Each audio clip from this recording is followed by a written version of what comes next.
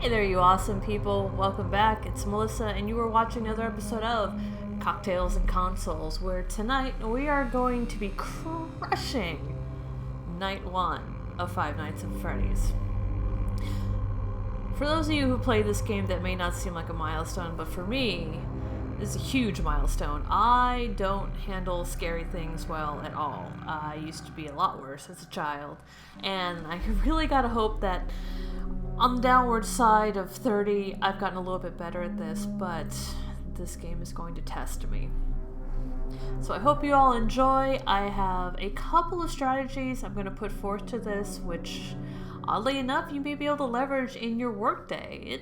It's kind of funny, and I'm looking forward to sharing some of this with you guys as we go through this. I'll also be linking in the area down below a couple of really awesome videos for those of you guys who are just coming into Five Nights at Freddy's who may not have seen some of the amazing videos that are out there around the theories of what's going on. It's so awesome the way people have researched and just picked this game apart to figure out what the background story is on this. It's so good. But to kick us off, I'm gonna have a couple of nerve-steadying sips of my Mexican coffee. Oh, coffee, you are so good to me. Let's fucking do this. New game, Night 1. Freddy Fazbear's Pizza, family pizzeria, looking for a security guard to work the night shift, 12 a.m. to 6 a.m. Why don't they just get the animatronics to be the security guard? No one could be better than they would be at this job. You're going to find out why. Once this decides to load. There we go. Welcome to the worst office you've ever been in your life. Scary, no? I'm going to let the audio play a little bit. We have some time.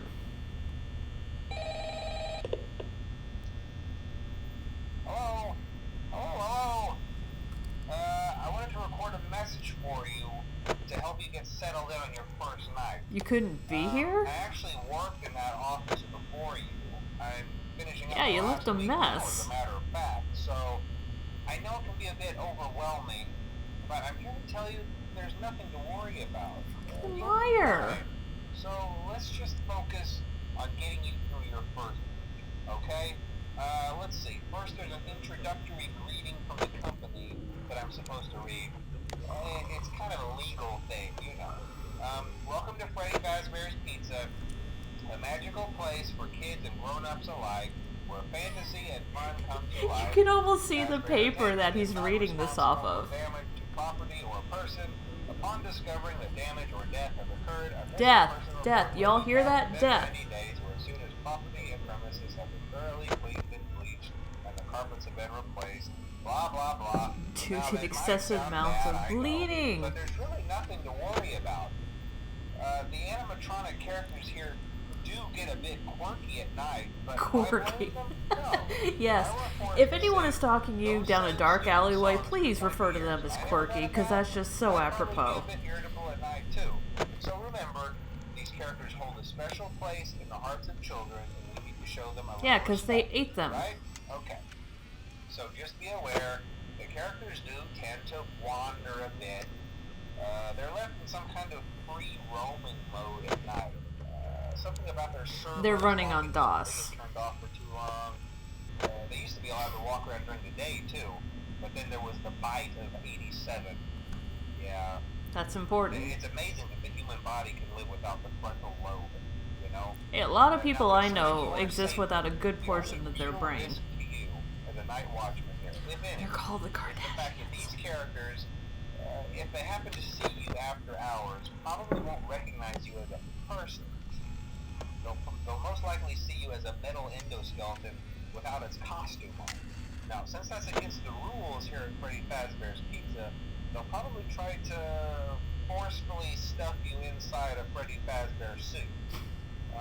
Worst HR enforcers ever. Weren't filled with cross beams, wires, and animatronic devices, especially around the facial area. So you can imagine how having your head forcefully inside one of those could cause. For those of you guys who have played this before, I've kind of noticed something here.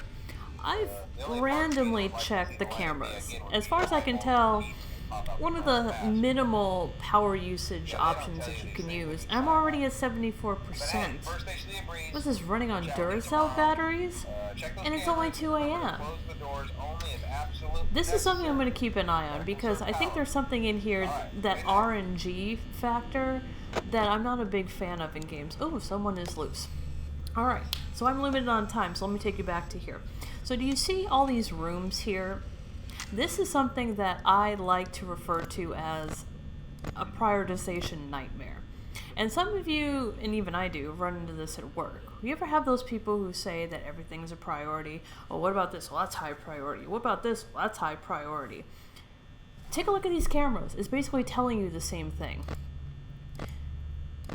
You instinctively feel like you have to check all these cameras all the time because to you, you've let the game tell you that everything is a high priority. God, that's frightening. Hi! Here's where you can be the master of your own fate. Rather than letting the game tell you what's a priority, you set what's a priority. Take a look at where you are. You are down here. There are 4 points of entry: camera 2A, camera 2B, camera 4A, and camera 4B.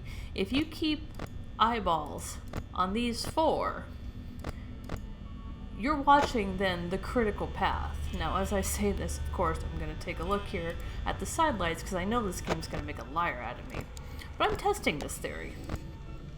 I believe in this a lot. Prioritization is very big for me. For those of you guys who don't know me, a lot of the work that I do is in operations, and I'm very big about prioritization.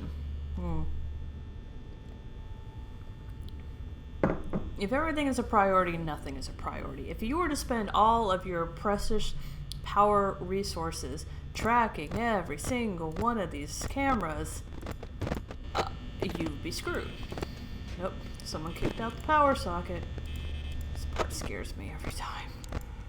And by that, I mean I've recorded this thing about 4 times now, just trying to get this thing to work. So that's why the videos have been a little bit late to upload. So, in my world, I'm going to set the priority of these 2 sidelights and these 4 cameras. Now my power and your power are completely limited. I don't get more power as the night goes on. In fact, I lose a lot of it. I think that friggin' fan is stealing a lot of it. Something is not an issue to me until it winds up in one of those 4 sectors. There will be a 5th sector as time continues, but he's not alive yet. So we can thank our lucky stars for that. And I will apologize, my ability to talk to you coherently and abundantly is going to be challenged as the nights continue because these things move very fast. I'm actually a little worried how much I'm going to be able to talk to you when we get to Five Nights at Freddy's 2, although stick with me, I have an amazing drink for you guys for that series. Cannot wait to show you. Alright, so checking these 4 that are the priority, these are the bottleneck. If I have time to spare, or if I start to feel like I don't have a grip on anything, I can check those other ones as I have time available. But there's only so many ways these things can reach me. Okay. Do you hear these sounds? I don't know how well these sounds are coming through. Scott Cawthon is a genius. Jump scares, I feel like anyone can do. If you ever seen a Nightmare on Elm Street, if you ever seen a Friday the 13th, you get jump scares. I feel like everyone can do a jump scare, but there's something that's missing in a good horror movie, and that's theme. What creates theme? It's ambiance, which you're seeing here, that feeling of helplessness, which is huge, and this he really nailed in this game. You are stuck in this office. Would any sane person, knowing that animatronics are coming to kill them, sit in an office? Hell no. But the game forces you to be.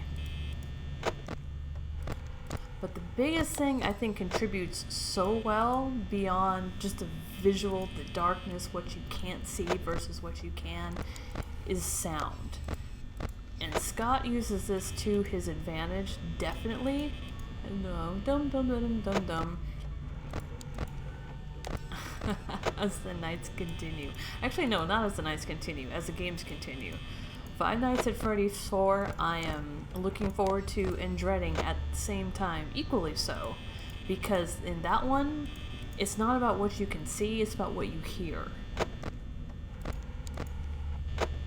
And if anyone remembers from their childhood, when your imagination took over, much as mine did, saying, oh my god, there actually could be monsters in the hallway, and you're listening, and hearing nothing is almost worse than hearing something. Because your brain will fill in the gaps. I don't know where I'm going with this. I've had a fair number of Mexican coffees tonight.